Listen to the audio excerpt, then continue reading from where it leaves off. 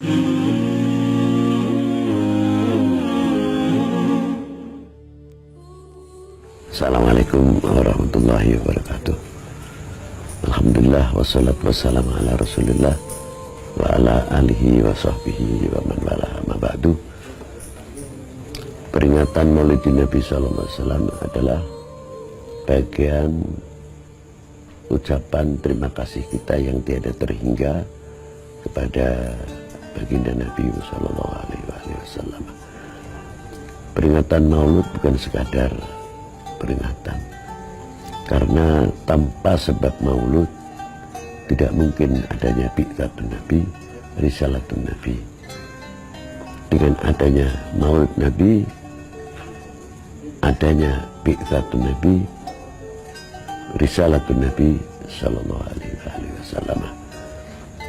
Perjalanan risalah sehingga turunnya nuzulul Al-Quran dan Al-Islam yang dibawa oleh baginda Nabi sallallahu alaihi wasallam, sehingga kita mengerti tentang al-iman, Islam, ihsan, mengerti Al-Quran, mengerti isinya Al-Quran dan sunnatun Nabi sallallahu alaihi wasallam, serta bagaimana perjuangan baginda Nabi sallallahu alaihi wasallam adalah daripada barakah Maulid Nabi sallallahu alaihi wasallam.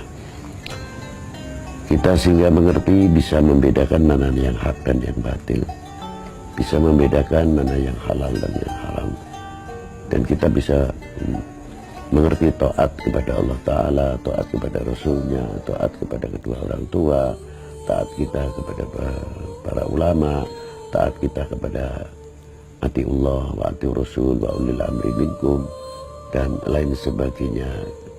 Segala kebaikan jelasnya adalah yang datang dari sebab baginda Nabi SAW yang bersumberkan tidak terlepas daripada kalam ilahi Al-Karim Al-Azim, ialah Al-Quran Al-Azim.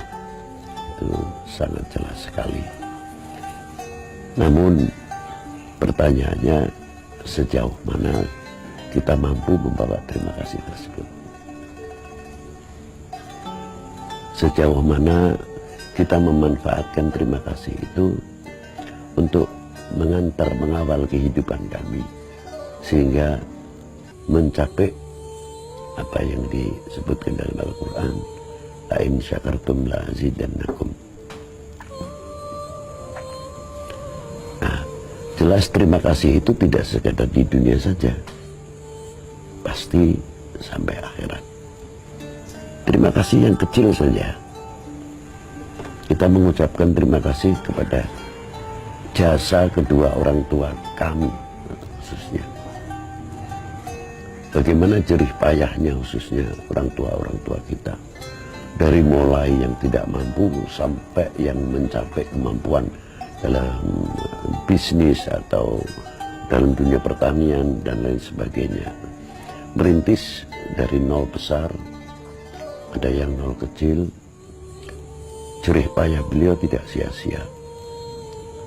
Bagaimana pengalaman para beliau, apalagi yang hidup di zaman sebelum 1945, ada yang hidup 1945 sampai sekarang ini, banyak mengalami pahit getirnya hidup dan bagaimana cara membesarkan anak-anak atau regenerasi ke depan, atau lebih kita kenal al-mustaqbal, kelak yang akan datang. Mampukah regenerasi kita ini mampu menjawab tantangan umat dan tantangan bangsa? Jelasnya begitu. Yang demikian pasti banyak dialami oleh orang tua kami yang mungkin sekolahnya tidak sampai karena suatu keberadaan, dan ada kalanya yang beliau mampu bisa mencapai ke perguruan tinggi ataupun paling tidak SMA, SMP pada waktu itu sudah sangat syukur kepada Allah Subhanahu wa Ta'ala. Namun sarana, fasilitas, semuanya masih serba kurang dan lain sebagainya, jelasnya begitu. Harapan satu-satunya orang tua kami adalah regenerasi. walaupun dirinya tidak mampu istilahnya untuk bisa meneruskan karena faktor pendidikan atau materialnya dan lain sebagainya, dengan segala kekurangannya, jelasnya begitu. Tumpuan itu pasti diharapkan ke anak-anaknya untuk mampu bisa menjawab tantangan bangsa, tantangan umat ini jelasnya ke depan. Nah, apakah kita ini golongan anak-anak yang akan mengecewakan kedua orang tua? Apakah itu yang disebutkan terima kasih kepada kedua orang tua? Pastinya kita menjawab tidak.